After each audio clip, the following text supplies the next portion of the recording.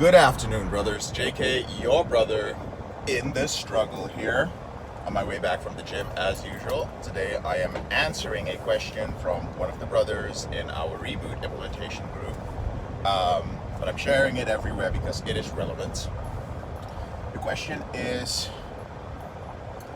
what do I do when I'm going on long vacations or when I am traveling or moving to a place for a long period of time? How do I manage my reboot in these circumstances? So I'm going to be talking about that. Now, I'm going to actually address primarily married men and men who are in committed relationships. We have a lot of men like that in our program, and this is relevant. When you travel, the first thing you have to do is be aware of your reboots. This simply means that sometimes when we're going on vacations, not even vacations, when we're going on, adjust my mirror here, when we're going on business trips as well, it's very easy to be caught up in all the business trip stuff and the vacation stuff, and to just totally forget that you spent weeks and months building up this wonderful schedule that keeps you self-aware, that helps you manage your urges, that you have this great accountability system in the program. It's very easy to forget that and sometimes think that, I'm going to prioritize my vacation or my business trip because, I'm spending money for it, I'm traveling across the country or across the world for it. But I want you guys to remember one of the basic principles of PMO Reboot, which is that everything in your life during the time that you're rebooting needs to revolve around your reboot, not the other way around. Your reboot cannot revolve around your business. Your reboot cannot revolve around your relationship. You have to pick something from your reboot and you have to prioritize that.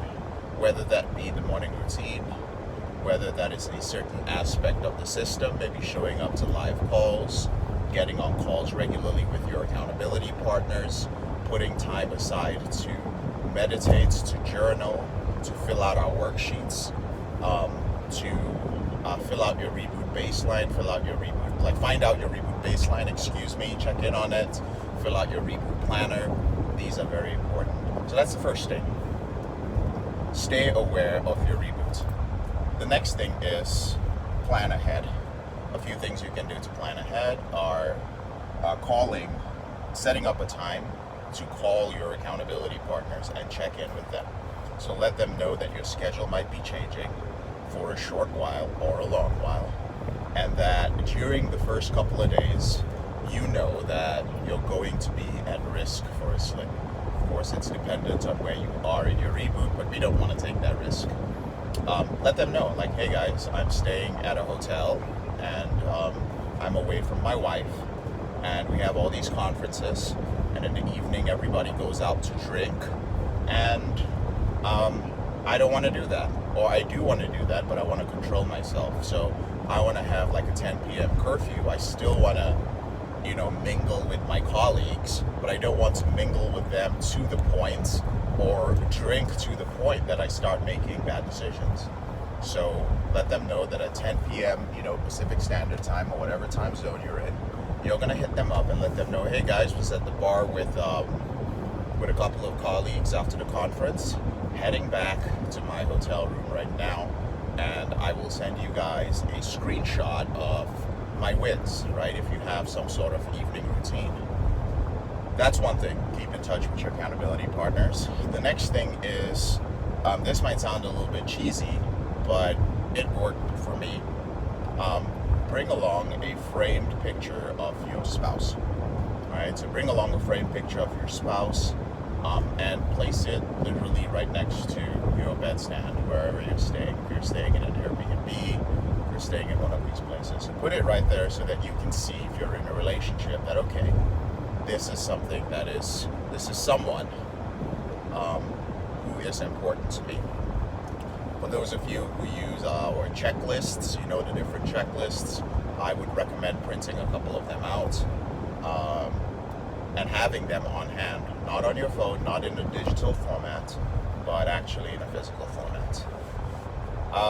Another thing is getting on a call with your coach or your therapist prior to the trip. I think it's very important to do this because sometimes a trained third party can unearth or bring to light certain ideas that your addict sub-personality might have, right?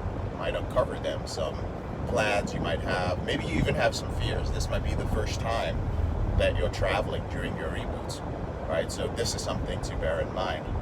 Another thing with planning ahead is making sure that you will not fall victim to any environmental triggers.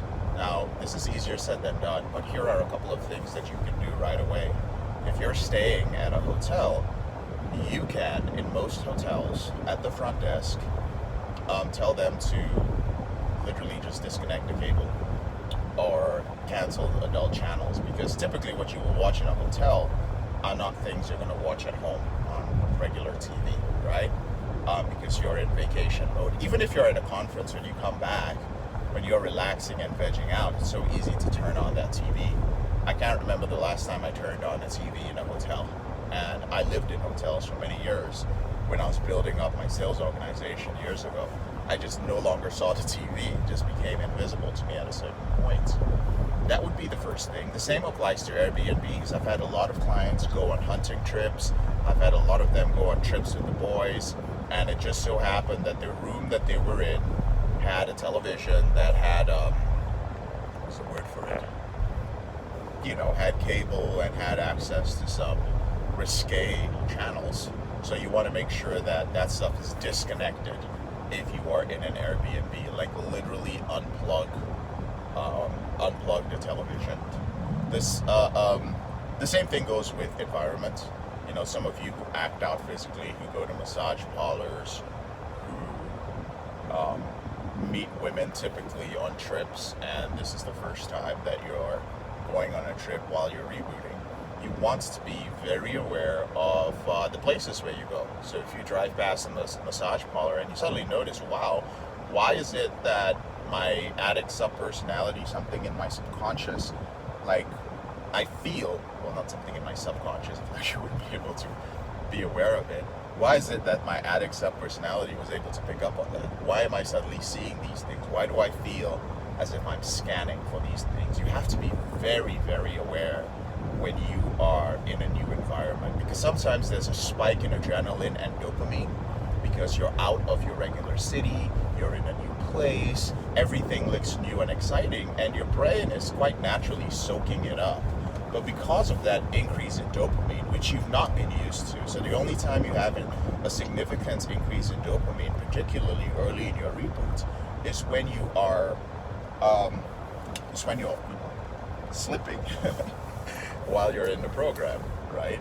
So you're still learning how to release adequate and healthy amounts of dopamine, but now you're releasing dopamine on a more consistent basis because you're in a new exciting environment. Just be wary, because your nervous system is going to pick up on that and go like, oh, more dopamine? Does this mean it is porn time? Is it jerking off time? So I would say, please be aware of that and pay special attention to that. What else? Pulling up right now. Oh yeah, one last thing. So if you're going to stay in a place for a long period of time, let's say you're moving to a new place, I recommend that for the first 2 weeks you decide, before you go, you decide what you're going to do for the first 2 weeks in terms of self-care, in terms of a social life. A lot of times it's very important to establish yourself in a new place, right? So find a place where a gym that you're going to go to, find a place where you can be social. It could be a dance class or something. Find something regular to do so you don't end up isolating yourself, because this typically happens and it quickly leads to that loneliness and that lack of intimacy. So you've got to move on that. Those of you who are in the Reboot Implementation or Intensive group, take advantage of it, the group itself, and let guys know what you're doing. Have some encouragement from brothers in the group when it comes to stepping out of your comfort zone. So I hope that answered the question. It's a little bit rushed because it's the commute from hope that answered the question of what some of the things that you can do with your reboot when you are going on a long vacation or when you're going to be away for a long time. I'm JK, your brother in the struggle. Thank you so much for watching this video. Listen, if you're not part of our free group yet, you really should become a part of it. We have professional men in there, men who are serious about their reboots. This is not any no-fap, semen retention, fucking bullshit, okay? This is a group where men are following a system that has been used for 10 fucking years. Guys, 10 years. We're not fucking dabblers, right? You don't see us up in here talking about dating, 5 tips to get her on the fucking text, how to look good in your dating profile, how semen retention will help you do all this fucking shit that's out there. No, we do one thing. We help men end their out of control behavior with porn and masturbation in 90 days. Simple. One lane, one thing. Join our Porn Reboot group. It's a free group, and there's a link to it in the description below. I'll see you there.